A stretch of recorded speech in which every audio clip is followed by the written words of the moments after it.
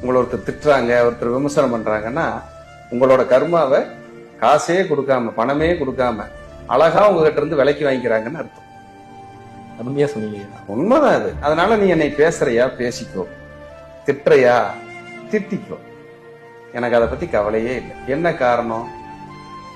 நாம எப்படி இருக்கோம்னு கடவுளுக்கும் நமக்கும் தெரியும் இல்லைங்களா? எல்லாருக்கான அறிவுரை தான்.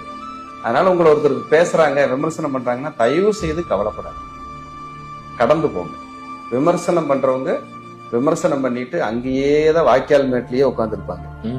நீங்க தான் BMW கார்ல போயிட்டு இருக்கீங்க, இல்ல பெரிய அளவுல ஒரு உயரத்தை தொடுவீங்க.